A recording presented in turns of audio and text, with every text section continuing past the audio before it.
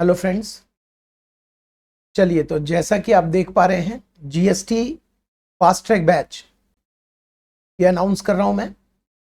और इसे आप जीएसटी कैंप भी बोलते थे।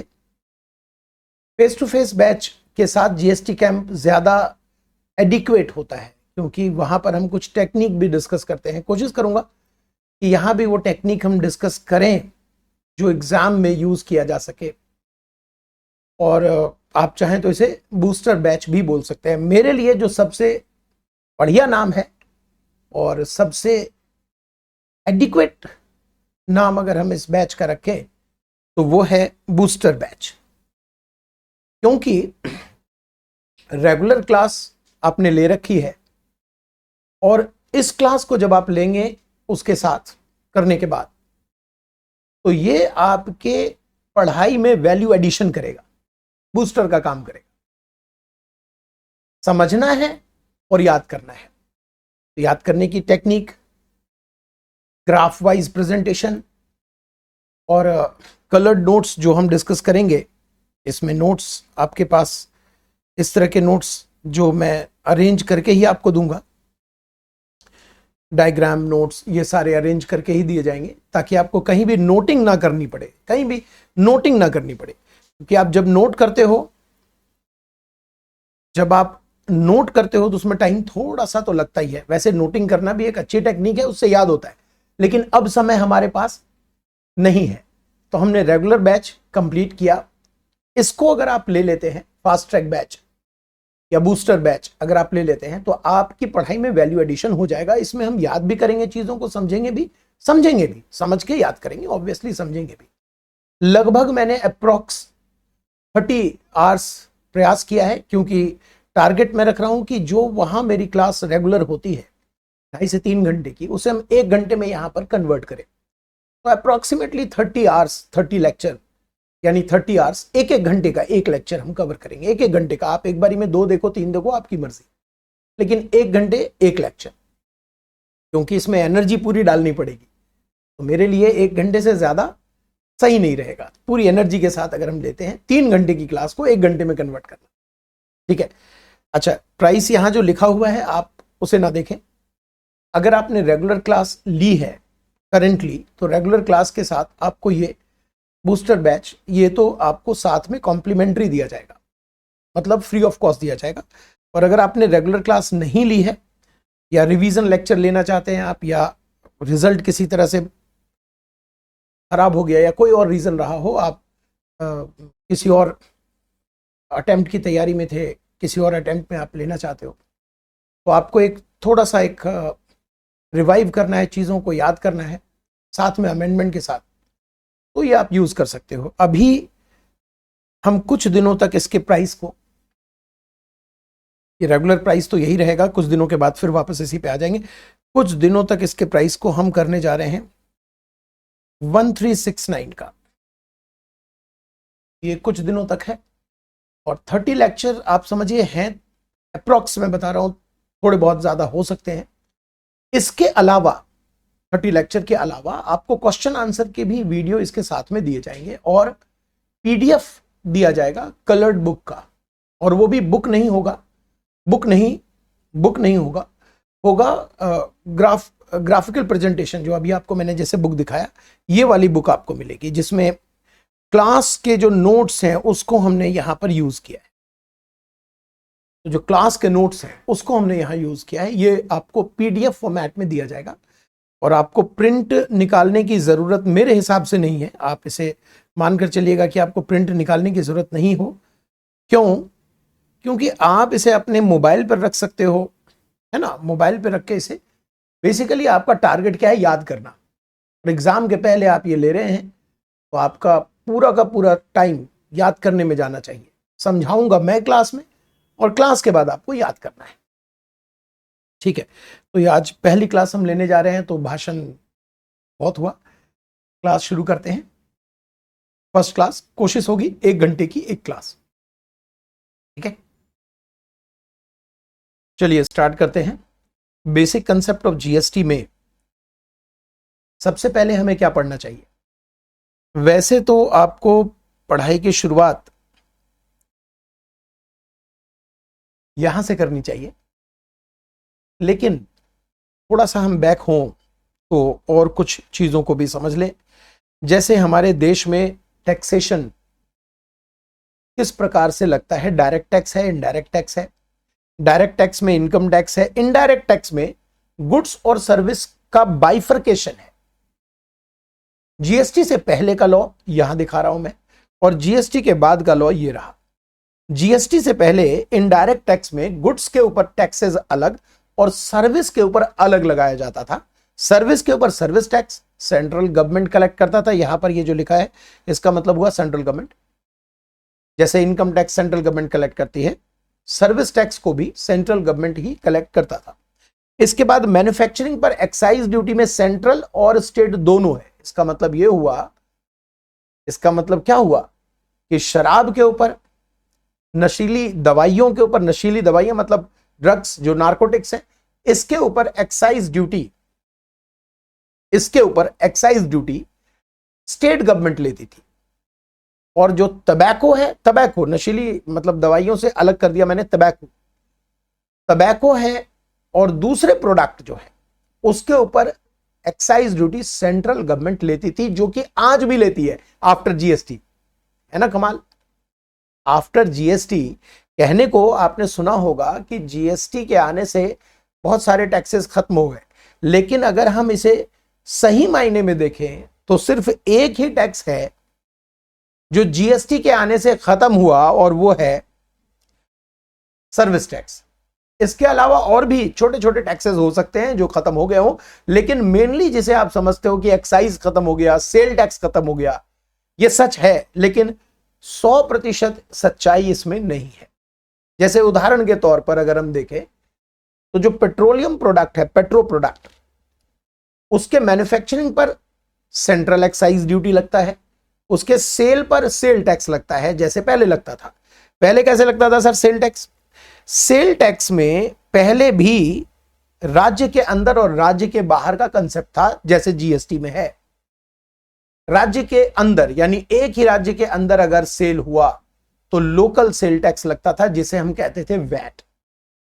और अगर सेल एक राज्य से दूसरे राज्य को हुआ तो उसे कहते थे इंटर स्टेट सेल, और उस पर लगता था सेंट्रल सेल टैक्स।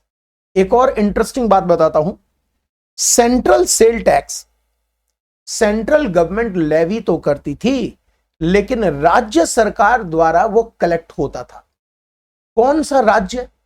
मान लीजिए कि गुड्स दिल्ली से पंजाब को सेल हुआ, सपोज कीजिए कि एक सेल किया गया है, दिल्ली से गुड्स पंजाब को सेल हुआ, यानी दिल्ली से चला और पंजाब में सेल कंप्लीट हुआ। क्योंकि एक राज्य से दूसरे राज्य का मामला है तो यह इंटर स्टेट सेल कहा जाता था। बार बार हम कह रहे हैं कहा जाता था, क्योंकि जीएसटी के बाद सब कुछ बदलेगा। और इसके ऊपर सेंट्रल सेल टैक्स लगता था। सेंट्रल सेल टैक्स नाम से बड़ा स्पष्ट है, सेंट्रल गवर्नमेंट ही इसे लेवी करती थी, यानी कानून बनाने का राइट सेंट्रल गवर्नमेंट को था, लेकिन कलेक्शन स्टेट गवर्नमेंट करती थी। कौन सा राज्य? जहां से गुड्स का मूवमेंट स्टार्ट हुआ, यानी दिल्ली से पंजाब को सेल हुआ तो दिल्ली जहां से गुड्स का मूवमेंट स्टार्ट हुआ, origin state sale tax collect करती थी। जीएसटी के बाद जो मैंने कहा आपको इंटरेस्टिंग बात बताऊं, वो इंटरेस्टिंग ये है कि जीएसटी के आने से टैक्स को जो लगाने का मैकेनिज्म है वो रिवर्स हो गया, बदल गया बिल्कुल। आज हमारे देश में जो इनडायरेक्ट टैक्स है, जीएसटी है, वो डेस्टिनेशन बेस्ड टैक्स है, ना कि ओरिजिन बेस्ड, जैसा कि सेंट्रल सेल टैक्स था। सेंट्रल सेल टैक्स में क्या होता था कि गुड्स जहां से मूव स्टार्ट करता था, मूवमेंट, वो राज्य उसका टैक्स कलेक्ट करती थी। लेकिन जीएसटी में गुड्स स्टार्ट कहां से हुआ मूवमेंट उसे मत देखिए, गुड्स कंज्यूम कहां हुआ, जैसे दिल्ली से पंजाब तो पंजाब राज्य में कहा जाता है आज कि प्लेस ऑफ सप्लाई फॉल कर रहा है, और पंजाब राज्य को ही इसके ऊपर जीएसटी रखने का अधिकार है, अलॉन्ग विद सेंट्रल। क्योंकि जीएसटी आप जानते हैं जीएसटी ड्यूअल मॉडल चलता है, सेंट्रल भी और स्टेट भी दोनों कलेक्ट करते हैं इसके ऊपर। तो ये थोड़ी बहुत बातें हैं जिसको हम फिर कभी और भी डिस्कस कर सकते हैं, जरूरी नहीं है कि अब पहली क्लास में ही आपको परेशान करूं। इसको लेकर, लेकिन थोड़ी नॉलेज होनी चाहिए। जैसे कि हम ये कहते हैं कि एक्साइज ड्यूटी हमेशा के लिए खत्म हो गया, सेल टैक्स हमेशा के लिए खत्म हो गया, तो ये सच नहीं है। कुछ प्रोडक्ट पर आज भी सेल टैक्स लगता है और एक्साइज भी लेवी होता है। चलिए, तो और इंपोर्ट एक्सपोर्ट पे तो कस्टम ड्यूटी है, वो आप जानते ही हो। यहां पर जो कुछ भी लिखा है कुछ ऐसा नहीं है जिससे आप अपरिचित हो, आप चीजों को समझते हैं। अगर हम आते हैं जीएसटी के बाद कैसा स्ट्रक्चर था आफ्टर जीएसटी, तो जीएसटी के बाद आज अगर आप सर्विस दे रहे हैं तो भी जीएसटी है, गुड्स बेच रहे हैं तो भी जीएसटी। गुड्स चाहे मैन्युफैक्चर करें चाहे सेल करें, जीएसटी के दायरे में ही आएंगे। पहले नियम यह होता था कि गुड्स आप मैन्युफैक्चर करते हो तो एक्साइज देना है, और जब बेचते हो तो सेल टैक्स देना है, यानी दोनों टैक्सेस लगता था। आज जीएसटी सिर्फ लगेगा जब आप गुड्स बेच रहे हैं। यहां पर आपको यह बात ध्यान रखनी पड़ेगी कि गुड्स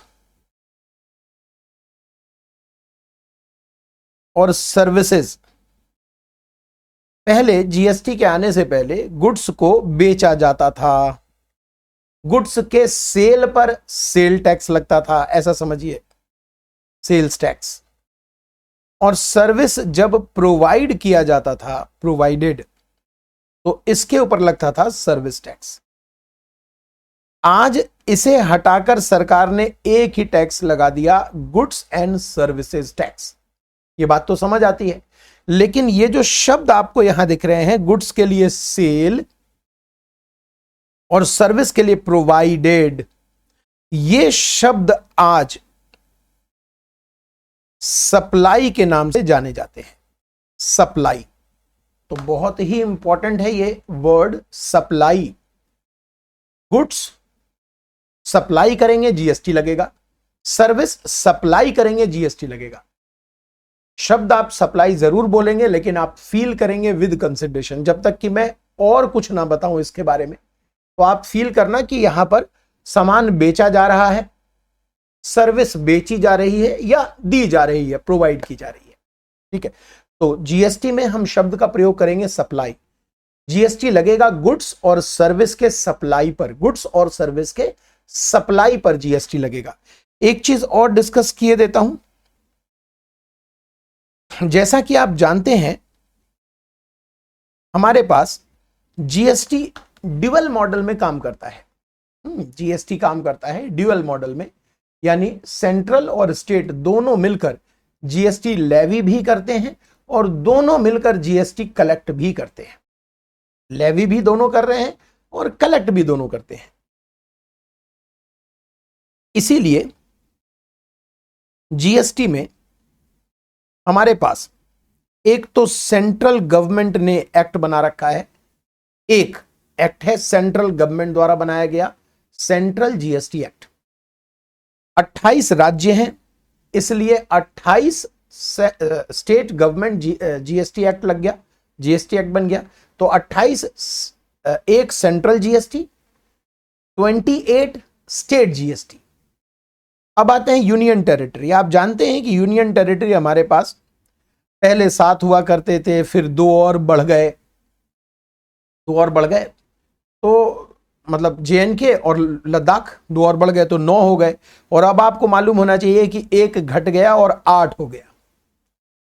यूनियन टेरिटरी आपने शुरुआत से सुना होगा 7, 2 बढ़ गए जम्मू कश्मीर और लद्दाख के वजह से, तो हो गए 9, और 1 अब घट गया तो हो गया 8। घट कैसे गया सर?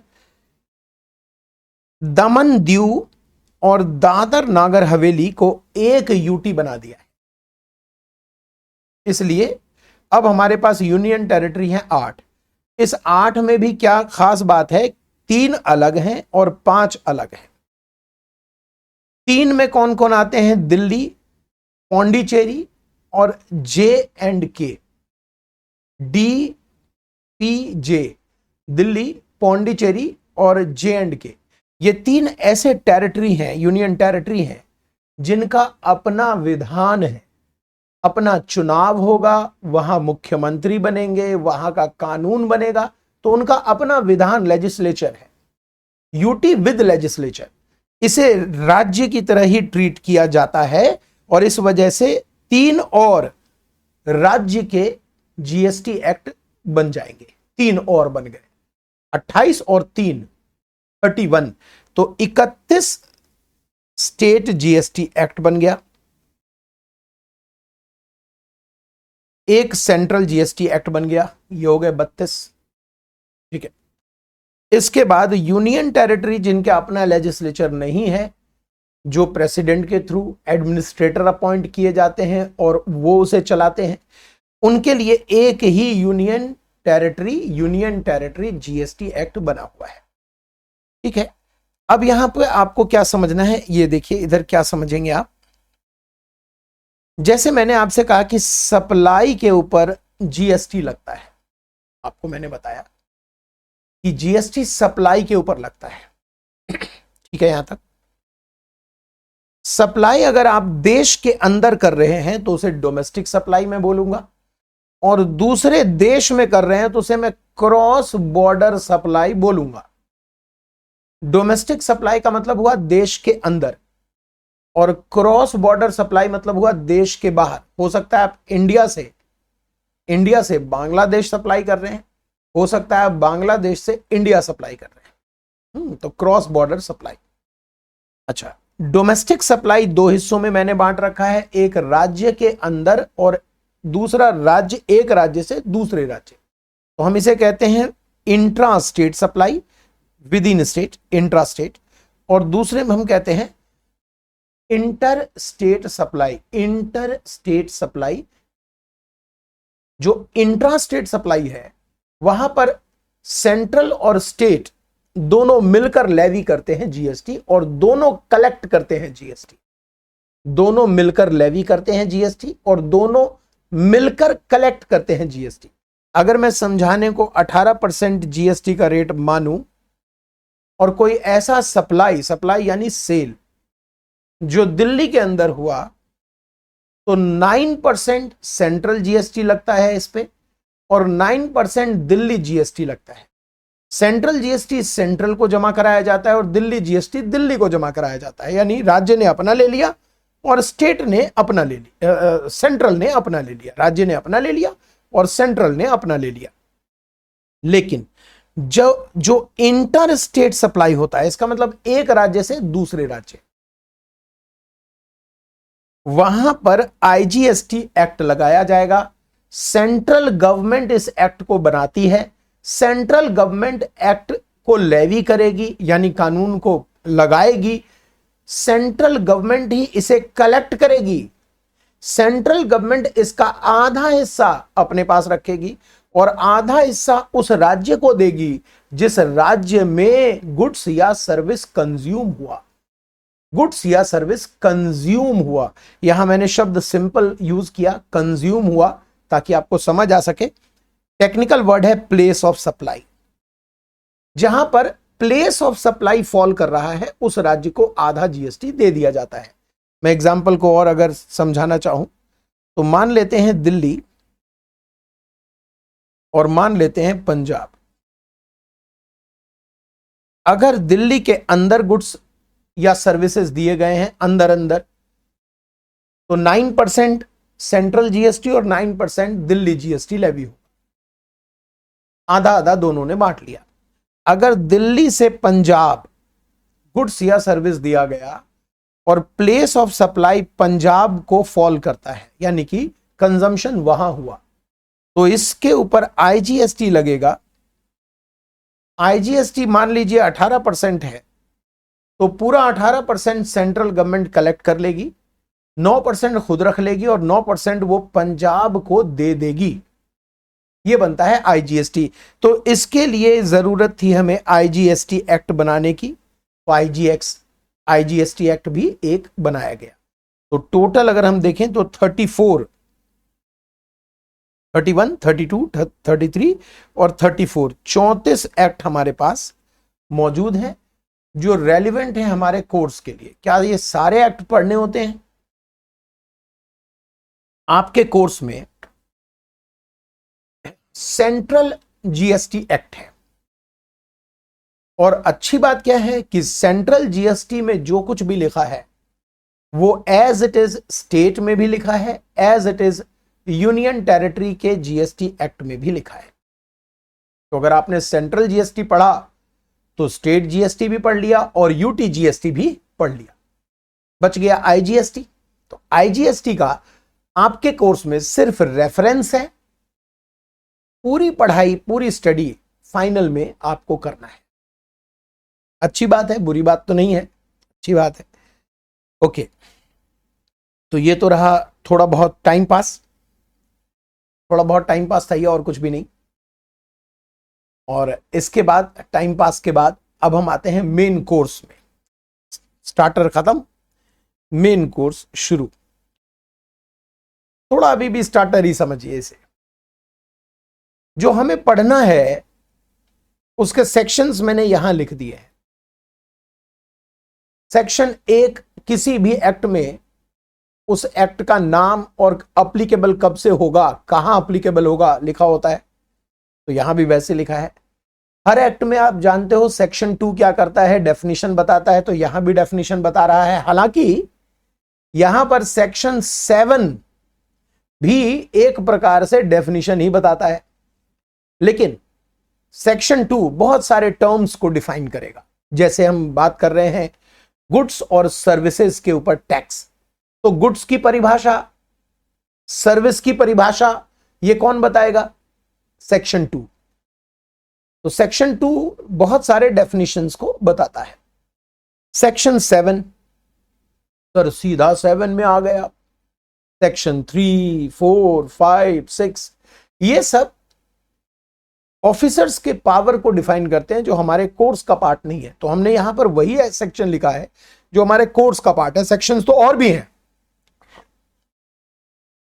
अगर आप देखें तो 48 के बाद मैंने नहीं लिखा, तो सेक्शंस तो और भी हैं, लेकिन हमारे कोर्स के लिए ये हिस्सा, ये दायरा है।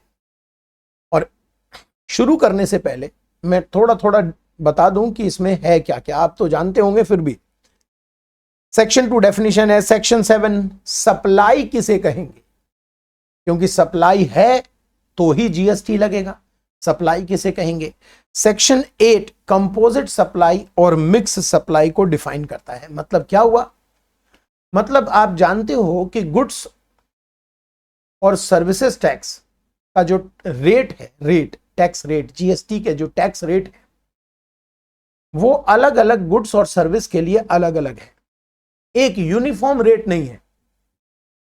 तो मान लीजिए 2 अलग अलग प्रोडक्ट जिस पर जीएसटी का अलग अलग रेट है, या ऐसा मान लीजिए कि एक प्रोडक्ट और उसके साथ एक सर्विस, ऐसा कुछ मैं सप्लाई कर रहा हूं। जैसे मैं होटल की सर्विस दे रहा हूं और आप होटल में रहते हो तो खाने की भी सर्विस दे रहा हूं, कंबाइंड बिलिंग कर रहा हूं, आपके रहने और खाने दोनों की बिलिंग हो रही है। प्रश्न यह उठता है कि इसके ऊपर जब जीएसटी का रेट अप्लीकेबल होगा, जीएसटी के प्रोविजन अप्लीकेबल होंगे, नॉट ओनली रेट, जीएसटी के प्रोविजन अप्लीकेबल होंगे, तो वो उसे गुड्स मानकर होंगे या सर्विस मानकर होंगे। चलिए यहां तो मैंने एक गुड्स और एक सर्विस को मिलाकर आपको दिया। ऐसा हो सकता है कि मैं आपको कोल्ड ड्रिंक बेच रहा हूं, कोका कोला, और उसके साथ एक चिप्स का पैकेट फ्री दे रहा हूं और कंबाइंड बिलिंग कर रहा हूं, क्योंकि फ्री का मतलब हुआ कंबाइंड बिलिंग। मैंने आपको 100 रुपए में बेचा है प्रोडक्ट, जिसमें एक कोका कोला भी है और चिप्स का पैकेट भी है। अब यहां पर दोनों ही गुड्स है, लेकिन दोनों गुड्स के टैक्स का रेट अगर अलग अलग है तो कौन सा रेट एप्लीकेबल होगा, यह जानने के लिए आपको सेक्शन 8 पढ़ना पड़ेगा। तो जब भी हम एक से ज्यादा गुड्स, एक से ज्यादा सर्विस या एक से ज्यादा गुड्स और सर्विस कंबाइंड करके सप्लाई करते हैं एक प्राइस के लिए, तो उस पर जीएसटी को कैसे लगाना है यह हमें सिखाएगा सेक्शन 8। सेक्शन 9 जो कि पूरे एक्ट में मैं घुमाता रहता हूं हमेशा। अभी थोड़ी देर पहले जो आपको मैं पढ़ा रहा था, दिखा रहा था, जैसे इस लाइन को देखिए, यहां पर लिखा है GST shall be levied on all taxable supply of goods और सर्विस और both at the rate prescribed. ये जो लाइन है, ये लाइन मैंने कहीं से काट के लिखा है। सर कहां से काट के लिखा है? सेक्शन 9 से। सेक्शन 9 क्या है? लेवी करता है जीएसटी। 9 ही वो मेन सेक्शन है जो चार्ज करता है जीएसटी को। कोई तो होगा सेक्शन जो बोलेगा कि जीएसटी किस पे लगेगा, कब लगेगा, इवेंट क्या होगा जीएसटी के लगने का, और जीएसटी कलेक्ट किसके द्वारा सरकार करेगी। सरकार कलेक्ट करेगी, लेकिन सरकार किससे कलेक्ट करेगी जीएसटी, ये सारी बातें सेक्शन 9 में बताई जाएगी। तो 9 हमारा मेन सेक्शन हो गया पूरे एक्ट का। सेक्शन 10 में कंपोजिट सप्लाई है। जैसा आप अगर इनकम टैक्स आप पढ़ते हो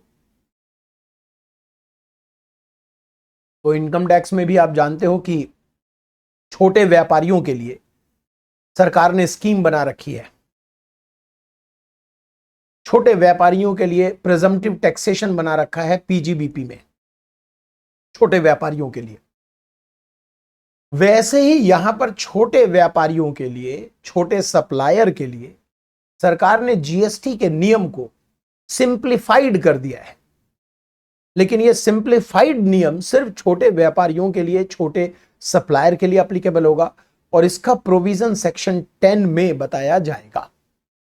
सेक्शन 10 है कंपोजिट सप्लाई। इनकम टैक्स में जैसे बहुत सारी इनकम एग्जम्प्ट है आप जानते हैं, वैसे ही जीएसटी में बहुत सारे गुड्स और सर्विस एग्जम्प्ट होते हैं जीएसटी से।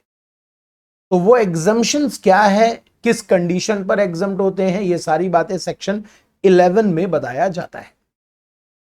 जैसे इनकम टैक्स में बार बार इनकम टैक्स से कंपेयर कर रहा हूं, क्यों? क्योंकि इनकम टैक्स आसानी से आप समझ चुके हैं, तो उसका फायदा उठाया जा रहा है। जैसे इनकम टैक्स ईयरली चार्ज किया जाता है, पूरे साल की इनकम पर असेसमेंट ईयर यानी अगले साल हम चार्ज करते हैं, वैसे ही जीएसटी में जीएसटी मंथली सप्लाई के ऊपर अगले महीने लिया जाता है। मंथली सप्लाई, पूरे महीने की जितनी भी सप्लाई आपने की है उसकी डिटेल दे दीजिए और अगले महीने उस पर जीएसटी सरकार को जमा करा दीजिए। कैसे पता लगाएंगे कि सप्लाई कौन से महीने में हुआ? हो सकता है कि 2 महीने इन्वॉल्व हो जाएं, जैसे कि मान लीजिए मैं क्लासेस बेच रहा हूं, क्लासेस प्रोवाइड करता हूं, एजुकेशन की सर्विस सप्लाई कर रहा हूं। हो सकता है बैच मैंने जनवरी में शुरू किया और फरवरी में जाकर वो खत्म हुआ, तो यहां 2 महीने इन्वॉल्व हो गए। हो सकता है आपने कुछ फी जनवरी में दी, कुछ फी फरवरी में दी, तो यहां पर 2 महीने इन्वॉल्व हो गए। तो किस महीने को सप्लाई माना जाए? हम इसे गुड्स के रूप में भी ले सकते हैं। अक्टूबर में मैंने गुड्स के लिए ऑर्डर प्लेस किया, गुड्स बेचने वाले ने अक्टूबर के एंड में ही गुड्स डिस्पैच कर दिया, लेकिन नवंबर को मैंने गुड्स रिसीव किया और दिसंबर में जाकर मैंने गुड्स की पेमेंट की। तो कौन से महीने की यह सप्लाई मानी जाएगी, इसे हम पढ़ेंगे टाइम ऑफ सप्लाई में सेक्शन 12, 13। 12 गुड्स के लिए है और 13 सर्विस के लिए है। सेक्शन 14 बताता है कि अगर आपके सप्लाई के बिटवीन, सप्लाई के बीच में, क्रम में सरकार ने नियम बदल दिया जीएसटी का। मान लीजिए आप एक गुड्स था, आप इस गुड्स को खरीदने जा रहे थे जिसके ऊपर 18% जीएसटी है, आपने ऑर्डर प्लेस कर दिया, ऑर्डर प्लेस करके एडवांस भी दे दिया। गुड्स डिस्पैच होने से पहले सरकार ने नियम बदल दिए और इसके ऊपर जीएसटी माफ कर दिया। उसके बाद गुड्स डिस्पैच हुआ, बिलिंग हुई, मैंने बैलेंस पेमेंट किया, गुड्स रिसीव किया, तो मैं क्या इसे एग्जम्प्ट मानकर चलूं या टैक्सेबल मानकर चलूं? ये तो मैंने एक एग्जाम्पल दिया, एग्जाम्पल बदल सकता है। हो सकता है मैंने गुड्स रिसीव कर लिया, सिर्फ पेमेंट देना रह गया और तब सरकार ने नियम बदल दिए। क्योंकि ये जो जीएसटी के नियम है वो किसी भी दिन से बदल जाते हैं। नोटिफिकेशन आया और पर्टिकुलर डेट वो डाल देंगे कि इस डेट से बदल गया, तो बदल गया। तो कौन से नियम इस पर लागू होंगे? इसके रिवर्स हो सकता है, भाई साहब ये एग्जम्प्ट था और एक पर्टिकुलर डेट से ये टैक्सेबल हो गया 18% से, या ये 18% था, रेट चेंज हो गया, ये भी पॉसिबल है। तो कहने का अर्थ ये है कि अगर सप्लाई के बीच में जीएसटी के नियम बदल गए, रेट बदल गया, तो क्या होगा, ये बात हमें सेक्शन 14 से पता चलता है। वैल्यू ऑफ सप्लाई यानी सप्लाई की कीमत जिसके ऊपर जीएसटी लगाया जाएगा वो सेक्शन 15 है। आईटीसी जिसके कारण जीएसटी को लाया गया, जब आप आगे बढ़ेंगे तो आप समझ जाएंगे कि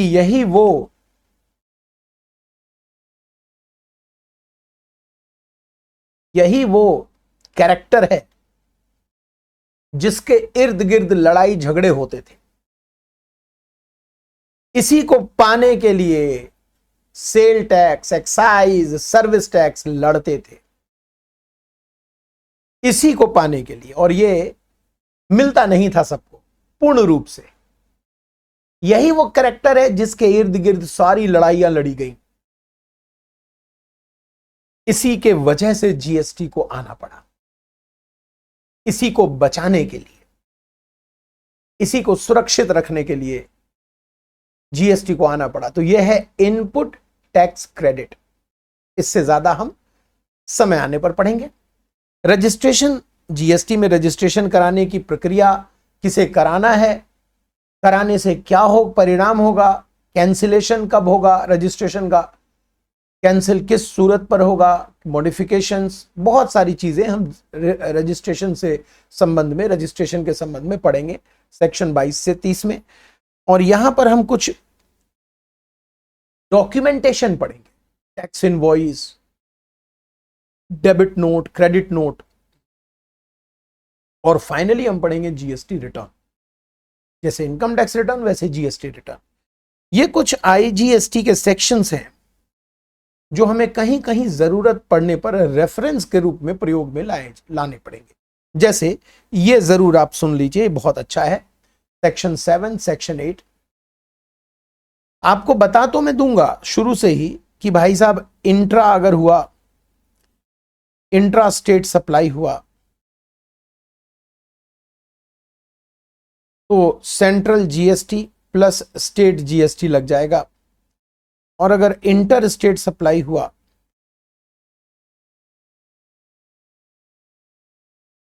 तो आईजीएसटी लग जाएगा। ये बात तो मैं शुरू से बताकर चलूंगा, बार बार बताऊंगा। लेकिन कब माना जाएगा सप्लाई विद इन स्टेट और कब माना जाएगा सप्लाई एक राज्य से दूसरे राज्य हुआ, यह बात कहां लिखी गई है? यह लिखा गया है section 7, section 8 of IGST act.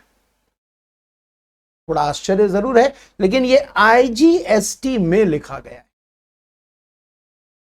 ठीक है, ओके। वैसे क्या लिखा हुआ है सर, आप थोड़ा बता देते तो। लिखा हुआ है मोटे मोटे तौर पर, है तो लंबा चौड़ा काम, फाइनल में आप इसे पढ़ते हैं। लिखा हुआ है कि अगर सप्लायर, सप्लाई करने वाला, सप्लायर और प्लेस ऑफ सप्लाई एक राज्य के अंदर है तो इसे विद इन स्टेट बोलेंगे, और सप्लायर किसी और राज्य में या यूनियन टेरिटरी में और प्लेस ऑफ सप्लाई किसी और राज्य, किसी और यूनियन टेरिटरी में है तो इसे इंटर स्टेट सप्लाई बोलते हैं। तो लोकेशन ऑफ सप्लायर और प्लेस ऑफ सप्लाई पर निर्भर करेगा कि सप्लाई विद इन स्टेट है या इंटर स्टेट है। ओके, चलिए जी, यहां पर आ गए हम। यहां से अब हम धीरे धीरे अपनी पढ़ाई को आगे बढ़ाएंगे। ताकि पहली क्लास है, ज्यादा परेशान नहीं करूंगा।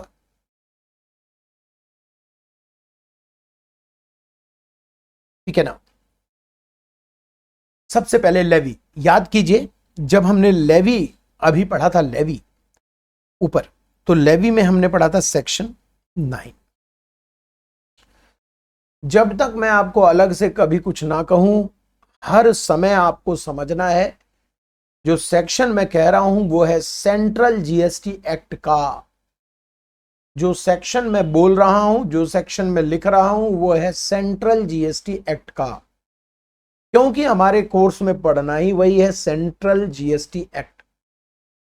तो सेंट्रल जीएसटी एक्ट सेक्शन 9 जो मैंने कहा था मेन रोल अदा करता है लेवी एंड कलेक्शन, वहां से मैंने थोड़ा सा चुरा के लिखा है। पूरा अगर देखें तो एक पैरा है, पूरा पैराग्राफ है सेक्शन 9, वो भी सब सेक्शन 1, फिर सब सेक्शन 2, 3, 4, 5। तो मैंने 9 सबसेक्शन 1 का के पैरा से सिर्फ एक टुकड़ा काट के यहां लिखा है ताकि मैं इसका महत्व समझा सकूं। GST shall be levied on supply of goods और सर्विस और बोथ, यानी गुड्स और सर्विस मिलाकर दें तो भी, सिर्फ गुड्स दें तो भी, सर्विस दें तो भी जीएसटी लगता है।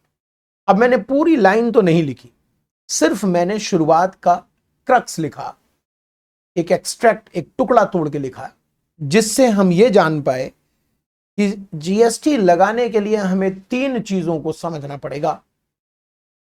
गुड्स की परिभाषा समझनी होगी, सर्विस की परिभाषा समझनी होगी, और सप्लाई किसे कहेंगे यह समझना होगा। तो गुड्स किसे कहेंगे, चलिए हम गुड्स की परिभाषा पर चलते हैं। सेक्शन 252 गुड्स डिफाइन करता है और सेक्शन 2102 सर्विस डिफाइन करता है। बहुत इंपॉर्टेंट एग्जाम के लिए डेफिनेशन। गुड्स की परिभाषा लिखा है हर प्रकार के movable property, every kind of movable property. और इतना कहने के बाद कुछ कंफ्यूजन हो सकता है, इसलिए उन्होंने उसमें इंक्लूड और एक्सक्लूड लिख दिया। जितने भी मूवेबल प्रॉपर्टी आपको दिखते हैं, तो सर हमारे पास ना जमीन और बिल्डिंग तो मूवेबल नहीं है सर, हाँ तो उसे मत बोलिए, इसे हटा दीजिए। लेकिन इसके अलावा जितने भी आपको मूवेबल दिखते हैं वो गुड्स हैं, वो गुड्स हैं। लेकिन फिर भी कंफ्यूजन आ सकता है, जैसे कि रुपया, note, currency, dollar, share, debenture, bonds, क्या ये मूवेबल हैं? सर ये तो दिखते भी नहीं है, तो क्या करें? कुछ तो इसमें दिखते हैं भाई, रुपया डॉलर तो दिखता है, इसे क्या करें, इसे क्या समझें? इसलिए यहां पर इन्होंने एक्सक्लूड और इंक्लूड लिखा है। तो यानी आपको मूवेबल प्रॉपर्टी दिमाग में रखना है, लेकिन मनी और सिक्योरिटी गुड्स नहीं माना जाएगा। मनी और सिक्योरिटी गुड्स नहीं माना जाएगा। इंक्लूड यानी ये गुड्स माने जाएंगे। एक्शनेबल क्लेम गुड्स माने जाएंगे। Growing crops, grass etcetera attached with land, movable property goods माने जाएंगे। सर समझे नहीं? जैसे आप अगर जमीन बेचते हो तो जमीन तो गुड्स नहीं है, लेकिन जमीन में जो फसल उगी हुई है, जो फसल आपने उगा रखी है, जो जमीन से जुड़ी हुई है, उसे अगर जमीन के समेत आपने बेच दिया तो यह माना जाएगा कि जो फसल आपने बेचा वो गुड्स है। और जमीन के बारे में सर क्या? जमीन गुड्स नहीं है, अभी इतना जाना है सिर्फ, आगे देखेंगे। तो जमीन में जो ग्रोइंग क्रॉप्स है, ग्रास है, जो जमीन के साथ जुड़े हुए हैं, वो गुड्स में आएंगे। और एक्शनेबल क्लेम गुड्स में आएंगे। एक्शनेबल क्लेम को गुड्स माना जाएगा, एक्शनेबल क्लेम को गुड्स माना जाएगा। सर एक्शनेबल क्लेम हमको नहीं मालूम क्या होता है, तो देखिए एक्शनेबल क्लेम में मैंने कुछ एग्जांपल दिया है, जैसे bills receivable, debtors, lottery, betting, gambling, insurance claim, these are called actionable claim. Actionable claim goods माना जाएगा, उस पर जीएसटी लगेगा, ऐसा नहीं बोला मैंने। एक्शनेबल क्लेम गुड्स माना जाएगा, बस मैंने ये बोला, आपको भी ये बोलना है। एक्शनेबल क्लेम गुड्स माना जाएगा, एक्शनेबल क्लेम गुड्स माना जाएगा। सर गुड्स माना जाएगा तो उस पर जीएसटी लगेगा, अगर मैंने उसे सप्लाई किया तो जीएसटी लगेगा, ऐसा नहीं बोला मैंने। एक्शनेबल क्लेम गुड्स माना जाएगा। एक्शनेबल क्लेम कौन कौन से होते हैं? Insurance claim, bills receivable, debtor, lottery, betting, gambling, ये सब गुड्स माना जाएगा। माना जाएगा का मतलब है चुपचाप से मान लो, दिमाग मत खराब करो। सर ये मूवेबल कहां है? जैसे मनी तो मूवेबल था ना भाई, मनी तो तुम देखते हो ना मूव करता है, तो हमने कह दिया ना एक्सक्लूड, तो नहीं माना जा रहा है। वैसे ही जो हमने इंक्लूड कह दिया वो इंक्लूड माना जाएगा। तो गुड्स हर मूवेबल प्रॉपर्टी, मनी और सिक्योरिटी नहीं माना जाएगा। एक्शनेबल क्लेम गुड्स माना जाएगा। एक्शनेबल क्लेम का मतलब ये है, एक्शनेबल क्लेम का मतलब इसे गुड्स मानते हैं। अब कहानी को आगे बढ़ाते हैं। ये गुड्स माना जाएगा तो अगर इसका सप्लाई किया तो क्या हो? सप्लाई किया यानी इसे बेचा, सप्लाई किया यानी इसे बेचा। अभी तो आप बेचा समझो, सप्लाई अभी आपने पढ़ा नहीं। सप्लाई किया यानी इसे बेचा। तो अगर आपने इसे बेचा तो क्या होगा? इसके दो हिस्से किए हुए हैं। लॉटरी, बैटिंग, गैम्बलिंग बदबूदार चीज। लॉटरी, बैटिंग, गैम्बलिंग बदबूदार चीज, गलत, गंदी आदतें, गलत लत। सरकार कहती है अगर इसे तो हम गुड्स मान ही रहे थे, पहले से गुड्स मान रहे थे, अगर इसे आपने बेचा तो जीएसटी लग जाएगा। लेकिन इसके अलावा जितने एक्शनेबल क्लेम हैं, जैसे इंश्योरेंस है, बिल्स रिसीवेबल है, डेटर है, अगर आपने इसे बेचा ये गुड्स तो माना जाएगा। लेकिन सप्लाई की परिभाषा में पढ़ाते समय बताऊंगा कि एक्शनेबल क्लेम को, लॉटरी, बैटिंग, गैम्बलिंग को छोड़कर जो दूसरे एक्शनेबल क्लेम हैं उसे सप्लाई नहीं माना जाएगा। अगर आप उसे बेचोगे तो उसे सप्लाई नहीं मानेंगे। तो बेटा गुड्स तो माना गया था बट उसे सप्लाई नहीं माना गया। और जब सप्लाई नहीं माना जाएगा तो जीएसटी कैसे लगाओगे? क्योंकि जीएसटी सप्लाई के ऊपर लगता है, गुड्स के सप्लाई पर, सर्विस के सप्लाई पर। तो गुड्स तो ये बना लेकिन सप्लाई की परिभाषा से उसे एक्सक्लूड कर दिया। जब आप सप्लाई पढ़ोगे तो इसे हम दोबारा से उठा लेंगे। अभी क्या रटा है जल्दी बताओ? गुड्स सर हर मूवेबल प्रॉपर्टी गुड्स है, मनी सिक्योरिटी को छोड़कर, एक्शनेबल क्लेम को जोड़कर, हाँ ग्रोइंग क्रॉप्स, ग्रास इसको भी जोड़कर। एक्शनेबल क्लेम के बारे में क्या डिटेल मालूम है तुमको बताओ? सर एक्शनेबल क्लेम तो बहुत सारे होते हैं। लॉटरी जो है ना, गंदी आदत, बुरी लत, उसे तो गुड्स मानते हैं, उसे अगर सप्लाई किया तो उस पर जीएसटी है। लेकिन बाकी जो एक्शनेबल क्लेम है सर, उसे गुड्स तो मानते हैं, उसे गुड्स तो मानते हैं बट उसको सप्लाई करते समय सप्लाई नहीं माना जाएगा। पता नहीं क्यों सर, पता नहीं क्यों, अभी हमने नहीं पढ़ा। उसे सप्लाई नहीं माना जाएगा। सप्लाई की उसे निगेटिव लिस्ट में रखा गया है। सप्लाई के पॉजिटिव और निगेटिव लिस्ट है। पॉजिटिव यानी जो सप्लाई माना जाएगा और निगेटिव यानी जो सप्लाई नहीं माना जाएगा। तो सप्लाई के वो निगेटिव लिस्ट में है, इसलिए उसे सप्लाई नहीं मानेंगे और उस पर जीएसटी नहीं लगेगा। ठीक है सर, चलिए तो गुड्स हो गया। बड़ा आसान था सर गुड्स, हाँ बहुत आसान था। और आप याद करिए मेरे साथ, हर प्रकार के मूवेबल प्रॉपर्टी, मनी सिक्योरिटी को छोड़कर, एक्शनेबल क्लेम को जोड़कर, ग्रोइंग क्रॉप और ग्रास को भी जोड़कर। ठीक है, एक्शनेबल क्लेम जब आपने बोला तो हाथ के हाथ पूरा बोलिएगा। जब भी बोलेंगे तो ये प्रवचन पूरा बोलिएगा।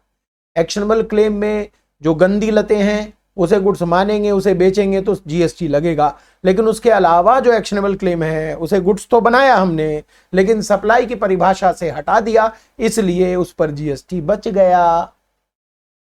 सर्विस, सर्विस की परिभाषा अनमोल है। क्यों सर? ये कहते हैं मनी और सिक्योरिटी और गुड्स छोड़ दीजिए, बाकी सब सर्विस है। क्या मतलब? मतलब ये हुआ कि एवरीथिंग है ना, एनीथिंग, कुछ भी, एनीथिंग, गुड्स, मनी और सिक्योरिटीज, इनको छोड़कर सब कुछ सर्विस है। गुड्स को तो छोड़ना ही पड़ेगा क्योंकि गुड्स अलग है, सर्विस अलग है। मनी और सिक्योरिटी के तो कहीं भी इज्जत नहीं हो रही साहब, ना वो गुड्स में आया ना वो सर्विस में आया। तो सर अच्छा है ना, मनी और सिक्योरिटी के ऊपर कम से कम जीएसटी तो हटा। मनी और सिक्योरिटी के ऊपर कम से कम जीएसटी तो हटा। बहुत अच्छा है साहब। तो चलिए बताइए, सर्विस की परिभाषा तो और भी आसान हो गई। सर्विस, गुड्स, सर्विस की परिभाषा गुड्स, मनी, सिक्योरिटी, इनको छोड़कर सब कुछ सर्विस है। अब यहां पर देखिए कमाल की चीज, लैंड की बात करें लैंड गुड्स है या नहीं। सर कैसी बात कर रहे हो, मूवेबल तो है ही नहीं है, तो गुड्स कैसे हुआ। Very good. अब सोचिए अगर ये गुड्स नहीं है और अभी अभी आपने बोला है कि हर हर चीज गुड्स को छोड़कर सर्विस है, तो फिर लैंड सर्विस हो गया। सर अजीब सी बात कर रहे हो आप। अरे सर्विस का तो मतलब वो होता है ना, जैसे कुछ हमने किया, जैसे आपने पढ़ाया, सर्विस है ना, जैसे मशीन का रिपेयर कराया तो सर्विस। तो ये कोई क्रिया सर, कोई कोई क्रिया है सर्विस। आप मतलब जमीन को सर्विस बता रहे हो, हद हो गई। बोलने में तो अजीब लग ही रहा है दोस्त, लेकिन क्या करूं, परिभाषा में फंस गया हूं। गुड्स कहता है जमीन गुड्स नहीं है, सर्विस कहता है गुड्स को छोड़कर सब कुछ सर्विस है, तो जमीन सर्विस में आ गया। इसी डेफिनेशन के वजह से, जो डेफिनेशन हमने अभी निकाला खुद से, इसी डेफिनेशन के वजह से सरकार ने लैंड के ऊपर क्लैरिटी की, कहा कि बिल्कुल लैंड सर्विस है, आप टेंशन मत लो। लेकिन लैंड का करोगे क्या, या तो उसे किराए पर दोगे या तो उसे बेचोगे, या तो उसे किराया पर दोगे या तो उसे बेचोगे। अगर आपने उसे किराया पर दिया तो यह सर्विस माना जाएगा, और जब आप बेच रहे हो तो मतलब सर्विस तो मानना ही पड़ेगा। लेकिन ठीक नहीं है, ठीक नहीं है, क्योंकि इस पे स्टैम्प ड्यूटी भी देना पड़ता है और बहुत सारे खर्चे होते हैं, तो इसके ऊपर जीएसटी भी डाल देंगे ना तो गड़बड़ हो जाएगा। इसलिए इसे सरकार ने नेगेटिव लिस्ट, नेगेटिव लिस्ट अभी हमने बात की थी, नेगेटिव लिस्ट ऑफ सप्लाई के अंदर रहकर इस पर नो जीएसटी बना दिया। तो जमीन पर फटाफट बताइए, जमीन सर्विस माना जाएगा, आई अग्री। जमीन किराया पर देंगे तो माना जाएगा आपने सर्विस दिया, और जमीन अगर बेचा तो ये नेगेटिव लिस्ट में है, इस पर जीएसटी नहीं आएगा। इसी प्रकार से अब हम बिल्डिंग के बारे में सोचते हैं। बिल्डिंग, सर बिल्डिंग तो फिर समझ गए सर, अब आप रहने दो, हम खुद देख लेंगे। हम पढ़ा देते हैं सर। हाँ तो पढ़ाइए। सर बिल्डिंग सर्विस है सर, क्योंकि ये मूवेबल नहीं है और ये गुड्स नहीं है, तो ये सर्विस है। बहुत अच्छे, आगे बढ़िए। सर बिल्डिंग लेकिन अगर आप किराया पर देंगे तो ये माना जाएगा कि आपने सर्विस दी। बहुत अच्छे, आगे बढ़िए। और सर अगर आप इसे बेचोगे तो ये नेगेटिव लिस्ट में डाल देंगे सर, और नो जीएसटी। बहुत ही बढ़िया, लाजवाब, अच्छा पढ़ाया आपने। बस इसमें थोड़ा सा रिफाइन कर देता हूं इसको। जब बिल्डिंग बेची जाती है और बिना बिल्डिंग के बिल्डिंग बेची जाती है, फिर से सर क्या बोल दिया आपने। बिल्डिंग जब बेची जाए और बिल्डिंग है ही ना, बिल्डिंग के सपने बेचे जा रहे हैं, बिल्डिंग नहीं है। समझे नहीं। अरे भाई मेरा एक प्रोजेक्ट आने वाला है, वो देखो वहां पर आलीशान मकान बनेगा, खरीदोगे? खरीदोगे? बताओ, निकालो पैसे। बिल्डिंग नहीं है, हो सकता है कुछ 2-4 दीवार खड़ी हो गई है, लेकिन अभी बिल्डिंग नहीं है। मतलब अभी तक बिल्डिंग कंप्लीट नहीं हुआ है और मैंने उस बिल्डिंग को बेच दिया जो कंप्लीट नहीं हुआ है, तो सरकार कहती है ऐसी परिस्थिति में बिल्डिंग का बेचना भी सर्विस माना जाएगा। सर वो समझे नहीं, जरा और क्लियर करके बताइए। बिल्डिंग कंप्लीशन सर्टिफिकेट, बिल्डिंग के कंस्ट्रक्शन का कंप्लीशन सर्टिफिकेट बिना लिए अगर मैं बिल्डिंग बेच दूं, उसके पहले ही मैंने बिल्डिंग का सौदा कर लिया। हो सकता है मैंने बिल्डिंग का सौदा 50 लाख में किया और मात्र उसमें से टोकन मनी 1 लाख रुपए लिए, लेकिन सौदा हो गया, तो यह सप्लाई माना जाएगा सर्विस का। और अगर बिल्डिंग के कंप्लीशन सर्टिफिकेट के बाद आप बिल्डिंग बेच रहे हो, जैसे मेरी अपनी बिल्डिंग है और मैं इसे बेचूं, तो यह नेगेटिव लिस्ट में आ जाएगा और उस पर जीएसटी नहीं आएगा। लेकिन अगर बिल्डिंग है ही नहीं और आपने बिल्डिंग बेच दी, तो यह सर्विस है। तो थोड़ा सा मैंने रिफाइन किया, बाकी आपने जो बोला वही ठीक है। आ जाइए साहब, देख ले। जमीन को पहले उठाते हैं, किराए पर देंगे तो सर्विस माना जाएगा, जीएसटी लगेगा। बेच देंगे, नेगेटिव लिस्ट में है, no supply no service no GST. Building, जैसा कि आपने अभी अभी पढ़ाया था मुझे, किराए पर दिया, सप्लाई ऑफ सर्विस, जीएसटी लगेगा। बेच दिया, तो यहां बेचने में थोड़ा सा ध्यान रखिएगा, अगर आपने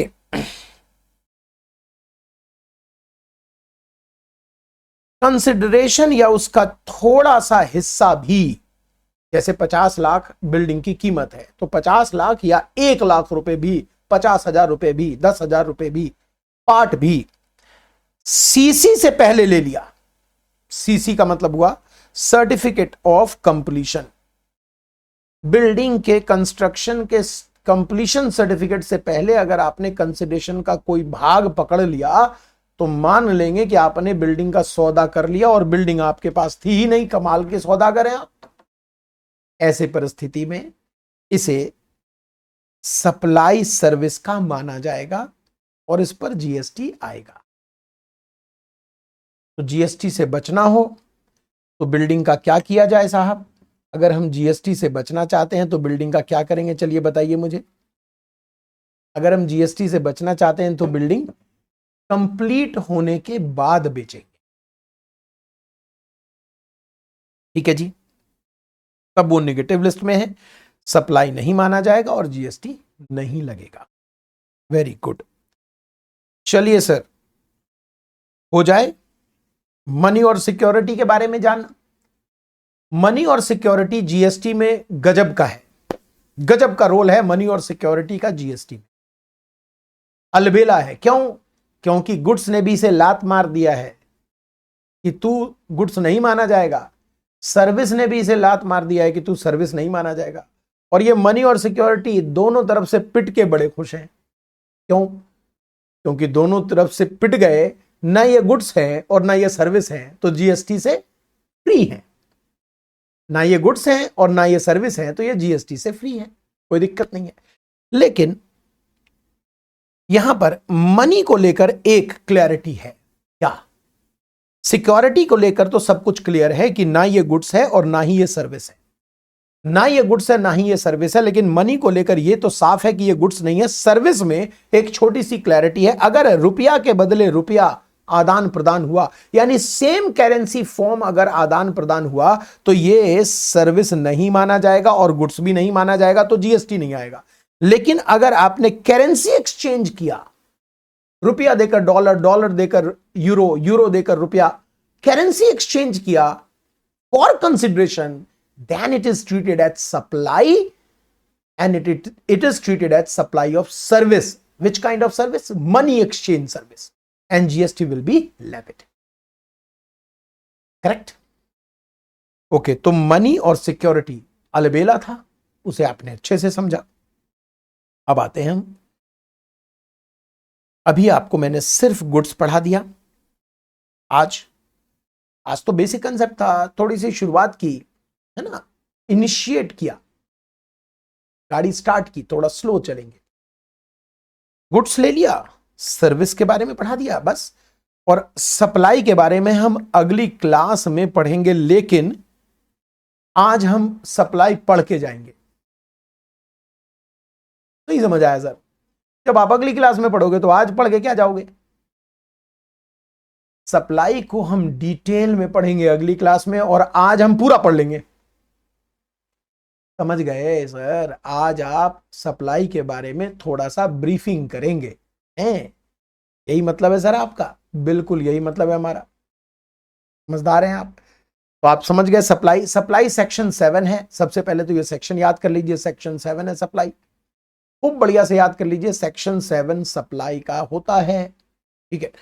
इसके बाद याद करना है हमें कि सबसेक्शन 1 पॉजिटिव लिस्ट है और सबसेक्शन 2 नेगेटिव लिस्ट है। नेगेटिव लिस्ट में जो बताया जाएगा वो सप्लाई नहीं माना जाएगा। पॉजिटिव लिस्ट में जो बतलाया जाएगा वो सप्लाई माना जाएगा, उस पर जीएसटी लगाया जाएगा। नेगेटिव लिस्ट पे जीएसटी नहीं लगेगा, उसे सप्लाई नहीं मानेंगे। नेगेटिव लिस्ट में लिखा हुआ है मेडिकल, याद करने में आसानी होगी, कोड बना दिया मैंने मेडिकल। मेडिकल जो सप्लाई नहीं माना जाएगा। सर MEDICAL का मतलब भी तो बता दो। अगली क्लास में डिटेल में पढ़ेंगे ना, अभी थोड़ा सा तो समझा दो। तो अभी हम थोड़ा सा समझेंगे, अगली क्लास में डिटेल में समझेंगे। करेक्ट।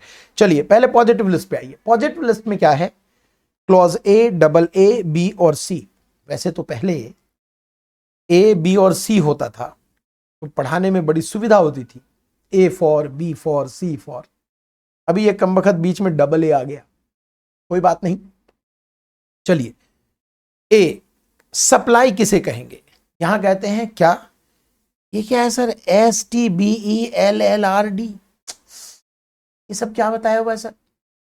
चलिए एक बारी आप तोड़ दें तो फिर सदा सदा के लिए ये आपका हो जाएगा। चलिए इसको ब्रेक करते हैं, इस कोड को।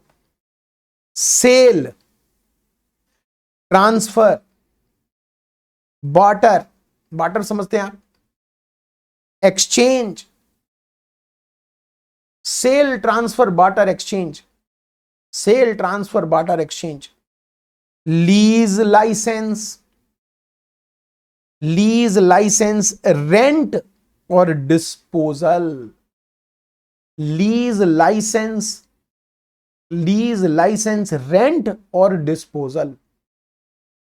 गुड्स या सर्विस का बिजनेस के अंतर्गत कंसिडरेशन के लिए सप्लाई माना जाएगा। तो क्या कहता है पॉइंट नंबर ए?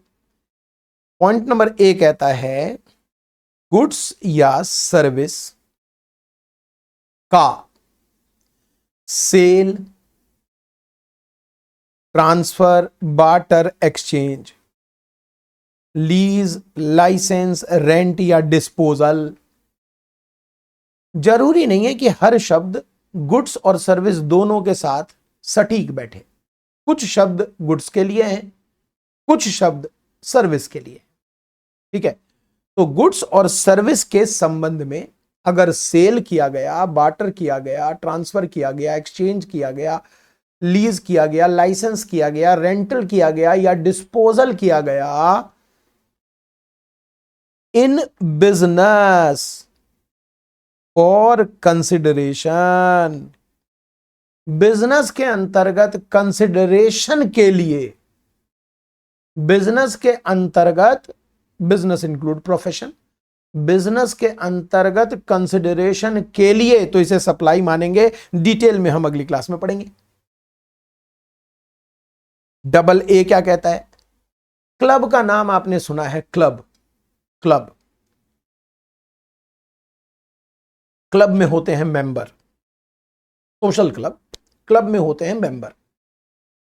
मेंबर और क्लब के बीच में जो ट्रांजैक्शन होगा गुड्स और सर्विस का, उसे हम सप्लाई मानेंगे। इसकी डिटेल चर्चा हम आने वाले क्लास में जरूर करेंगे, क्योंकि इसमें एक केस आया था जिसको ओवर रूल करके सरकार ने यहां पर अमेंड किया है, तो इसे डिटेल में समझेंगे। नेक्स्ट, अगर आपने सर्विस इंपोर्ट किया, इंपोर्ट विदेश से, अगर आपने सर्विस विदेश से इंपोर्ट किया कंसिडरेशन से, पैसा देकर, अगर आपने विदेश से कोई सर्विस ली पैसा देकर, चाहे ये सर्विस आपने बिजनेस में ली हो या पर्सनल लिया हो, चाहे ये सर्विस बिजनेस में लिया हो या पर्सनल लिया हो, ये सप्लाई माना जाएगा। क्या होगा सर इसका? डिटेल में डिस्कशन करेंगे तो मजा आएगा। एक एक पॉइंट में हमें अच्छा खासा समय लगाना है, तो घबराइएगा नहीं, अगली पूरी क्लास सप्लाई के ऊपर ही निकल जाएगी। ठीक है, तो बहुत डिटेल में हम करेंगे, एक एक पॉइंट कवर करेंगे। यहीं पर मैंने आपको आज बताया था कि कस्टम ड्यूटी का भी रेफरेंस आएगा, यहीं पर मैंने आपको बताया था कस्टम ड्यूटी का भी रेफरेंस आएगा, करेंगे, डिटेल में करेंगे। ओके, तो अभी के लिए सिर्फ इतना कि अगर हमने सर्विस बाहर से, विदेश से लिया है पैसा देकर, चाहे अपने लिए लिया हो या बिजनेस के लिए लिया हो, पर्सनल या बिजनेस कुछ भी हो, यह सप्लाई है। और आखिर में लिखा हुआ है चार ऐसे ट्रांजैक्शन, कौन से ट्रांजैक्शन? परी, PARI, परी, परी, जल परी, कोई भी परी, परी, PARI, ये चार ऐसे ट्रांजैक्शंस हैं, एक्टिविटीज हैं जिसे सप्लाई डीम्ड किया जाता है। और इसकी खास बात है, इसे सप्लाई डीम्ड क्यों करते हैं, ये एक्चुअल में सप्लाई क्यों नहीं होता? क्योंकि इसमें कंसिडरेशन नहीं होता। अगर हमने पॉइंट नंबर ए में लिया तो पॉइंट नंबर ए में हमने कहा था ये सारी चीजें सप्लाई हैं, लेकिन इसमें कंसिडरेशन होना चाहिए। पॉइंट नंबर बी अगर आप देखें बी, तो यहां भी हमने सर्विस बाहर से लिया है, विदेश से, बट इसमें कंसिडरेशन होना चाहिए, पैसा इन्वॉल्व होना चाहिए। लेकिन जो सी है वो कहता है कंसिडरेशन नहीं हो, भले कंसिडरेशन ना हो, मुफ्त हो, फिर भी ये चार एक्टिविटी सप्लाई माना जाएगा। तो जबरदस्ती सप्लाई डीम्ड किया गया है। और चार कौन से हैं? परी, PARI। सर P फॉर, अब ये तो गलत बात है, P फॉर बताएंगे ना अगली क्लास में। चार ट्रांजैक्शन PARI, परी, सप्लाई माना जाएगा, भले ही कंसिडरेशन ना हो। और नेगेटिव लिस्ट में है मेडिकल, MEDICAL, मेडिकल है, कुछ डिटेल करेंगे। ये ट्रांजैक्शंस सप्लाई नहीं माने जाएंगे, इस पर GST नहीं लगाया जाएगा। तो बताइए, आपको मैंने पढ़ा दिया सेक्शन 7(1), A, AA, B और C। ये है पॉजिटिव लिस्ट सप्लाई का, पॉजिटिव लिस्ट। और 7(2) है नेगेटिव लिस्ट, यानी सप्लाई नहीं माना जाएगा। तो सप्लाई किसे कहते हैं 7(1) में पता लगा लीजिए, और किसे नहीं कहेंगे सप्लाई, वो 7(2) में पता लगा लीजिए। ठीक है, अच्छा, इसके अलावा यहां पर देखिए, मैंने अभी जो बोला वही लिख दिया कि 7(1) में जो बताया गया है उसे सप्लाई माना जाता है। 7(1) में जो बताया गया है उसे सप्लाई माना जाता है। 7(2) में जो बताया गया उसे सप्लाई नहीं माना जाता। अच्छा, अब जो सप्लाई माना जाता है उसमें कुछ एक्टिविटी, 7(1) में जो सप्लाई माना जाता है 7(1) में, उसमें कुछ एक्टिविटी ऐसी हैं जहां कंफ्यूजन है देश में कि ये सप्लाई गुड्स का माना जाएगा या सर्विस का माना जाएगा। ये सप्लाई गुड्स का माना जाएगा या सर्विस का माना जाएगा। जैसे मैं एग्जांपल दूं, मैंने आपको एक सॉफ्टवेयर बेचा, पेन ड्राइव में डालकर, CD में डालकर आपको एक सॉफ्टवेयर बेचा, तो ये गुड्स है या सर्विस है ना? गुड्स माना जाएगा या सर्विस? मन में तुम्हारे ख्याल आ रहा होगा, सर क्या फर्क पड़ता है, गुड्स मानो या सर्विस, GST तो दोनों के लिए है। लेकिन बेटा, गुड्स के प्रोविजन अलग हैं और सर्विस के प्रोविजन अलग है, तो प्रोविजन बदल जाते हैं। इसलिए you must need to know before charging GST ये सप्लाई गुड्स है या सप्लाई सर्विस है। तो कुछ ट्रांजैक्शंस हैं कंफ्यूजिंग, उस कंफ्यूजन को दूर करने के लिए 7(1)A आया है। तो 7(1)A भी हम पढ़ेंगे अगली क्लास में, तब जाकर हमारा सेक्शन 7 कंप्लीट होगा। मैंने आपको क्या बोला कि 7(1) और 7(2) ये दो सेक्शन हो गए। यहां सप्लाई नहीं मानते हैं, यहां सप्लाई मानते हैं। सप्लाई मानते हैं, इसमें कुछ ऐसे ट्रांजैक्शन है, कुछ, बहुत सारी चीजें सप्लाई मानी जाएगी, लेकिन इसमें से मान लीजिए कुछ ट्रांजैक्शन ऐसे हैं जहां कंफ्यूजन है कि वो सप्लाई ऑफ गुड्स है या सप्लाई ऑफ सर्विस है। इस कंफ्यूजन को दूर करने के लिए सेक्शन 7(1)A आया है, जो हमें बताता है कि ये सर्विस माना जाएगा या गुड्स माना जाएगा। बस इतना ही आज की पढ़ाई। मैं अपने रेगुलर क्लास के साथ मैच करके चल रहा हूं। पूरी क्लास जो रेगुलर, पूरी एक क्लास जो रेगुलर मैं लेता हूं 2.5 से 3 घंटे की, उसे हम इस समय इसमें 1 घंटे में डालने की कोशिश कर रहे हैं, ताकि आपका ये जो स्टडी है ये आपके लिए बेहतरीन टाइम सेविंग और बूस्टर स्टडी बन के आ जाए। चलिए मिलते हैं नेक्स्ट क्लास में। तब तक क्या करना है आपको? दो ही काम करने होते हैं साहब, समझना और रटना। समझना और रटना। मेरे मुताबिक जो बच्चा बिना समझे रटता है, जो भी व्यक्ति बिना समझे रटता है, उसे मैं व्यक्तिगत तौर पे मैं उसे मूर्ख मानता हूं। मूर्ख।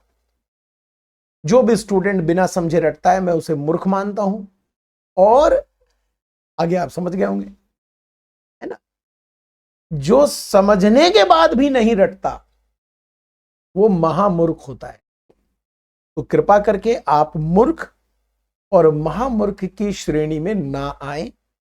समझा तो मैंने दिया है, रटना आपका काम है। अगर नहीं रटेंगे तो एग्जाम में अच्छा स्कोर नहीं आएगा। तो रटने को बुरी बात ना समझें। बिना समझे रटना गलत है, समझकर नहीं रटे तो बहुत ही गड़बड़ है। तो काइंडली नोट किया जाए इसे कि समझा तो मैंने दिया है, याद जरूर कीजिएगा आप। चलिए नेक्स्ट क्लास मिलते हैं।